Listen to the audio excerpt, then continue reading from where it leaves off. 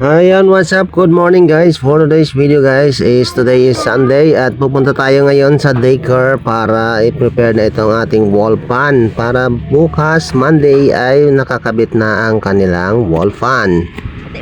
So ayan nga, nandito na kami ngayon sa daycare at papunta na kami dito sa school. Kasama ko nga pala dyan yung aking baby. Ayan, tumatakbo-takbo pa.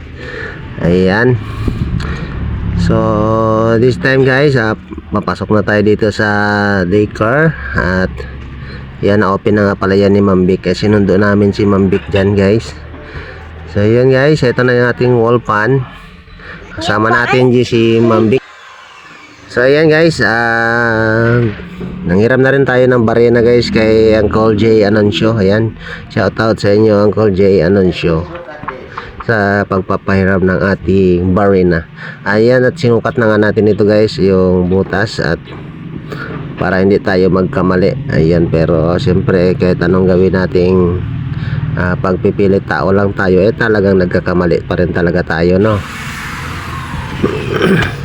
So ayan guys, hindi siya kinaya ng ating barena guys kasi local lang yung ating bala dyan pang barena guys, kaya nanghiram naman tayo ng maso at saka tawag dito concrete nail kay Auntie Leia. Ayan, shout out kay Auntie Leia, sawa ng Uncle Ricky. Yan, mama ni Rinald. Ayan, shout out sa iyo Rinald. Kung saan ka man, manlurop na lang tayo next time. At ayun nga guys, binarina na natin to guys kasi meron na tayong guide. At hindi nga pala ito madali guys ang pagbarina guys kasi masyado talagang matigas itong ating simento. Kasi yung building na to guys 300 years na. Ayan, napakatibay, napakatigas. Pero siyempre walang matigas na pader sa porsigidong kagawad. Ayan. So yan nga guys, sinukat na natin. Medyo i-adjust lang natin ng konti yan guys. So napakatigas talaga guys ng ng pader. Ayan, sisinsilin na natin. Ayan,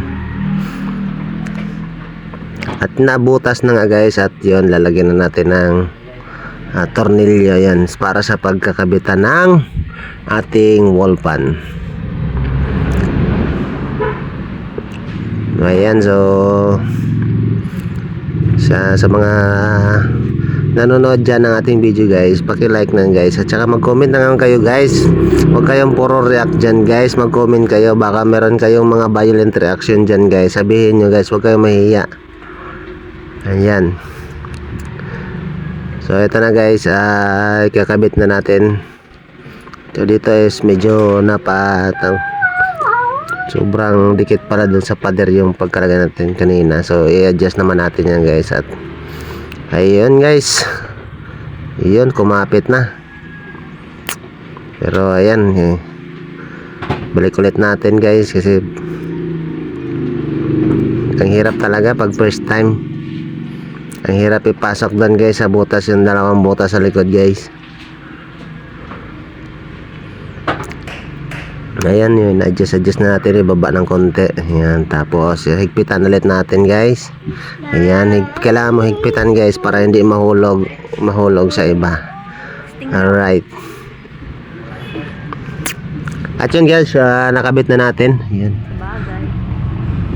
successful naman. Testing na rin natin yan kagabi guys. Kita nyo naman yung video natin kagabi. Na-testing na natin yan. Umaabot yan siya hanggang number 11 guys. Napakalakas ng ng hangin yan guys. Baka dito naman tayo kay sa kabilang pader. Ayan, shoutout pala yun kay ex-Gobotek. Ayan.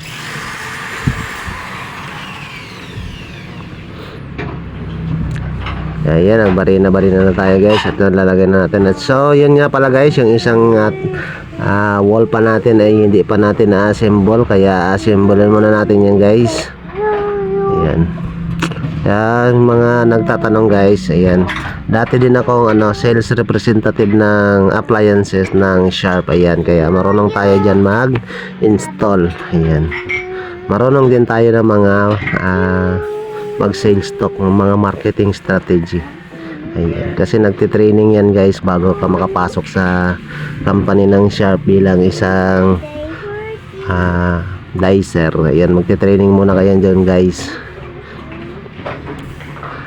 Training nyo yan, kailangan mo malaman yan kung ano yung mga advantage at disadvantage, kung ano ba yan, matipid sa kuryente, anong kinaibahan ng wall fan sa ceiling fan, sa stand fan, yung mga ganun guys. Pag-aaralan nyo yan doon sa inyong training. So balik tayo guys, kasi hindi naman tayo magbibenta yan, ano lang tayo, yan, mag-assemble lang tayo guys. Ayan, baka basic lang naman yan assembling dyan guys. Hindi mo naman kailangan pag-aralan yan ano lang yan guys, tamang common sense lang. Ayan, so yan guys, nakabit na natin guys. Ayan, ano na lang natin guys, to close na lang natin guys. Kaso yung isa dyan guys, yung isang napakatigas hilahin. At yun, tinesting na nga natin muna guys bago natin ikabit. At ayun, working naman siya guys. Ayos na guys, para bukas. Ayan, medyo malamig-lamig din dito sa aming part. Kaso lang wala pala kaming extension, hindi pala siya abot dito sa puntang saksakan. So gagawa tayo ulit ng extension bukas. Bukas na guys. May naglalawit-lawit dyan guys. Yung isa dyan para dun sa pagpaikot, yung isa naman ay ayun, sa speed naman yun siya. Kung gusto nyo yung umiikot-ikot yung electric fan, yung lumilingon sa kaliwa at sa kanan, yan, hilahin nyo yung kabila. Yung kabila naman guys, dun sa number 1, number 2, number 3 hanggang number 11 yan guys. Ayan, nakita nyo naman yung video kagabi guys, umabot siya ng number 11. At ayun nga guys, medyo mahirap lang ito sa ikabit kasi yan, wala tayong gamit. Pero buti na lang nakairam tayo. At yun nga guys, thank you for watching at tapos na tayo.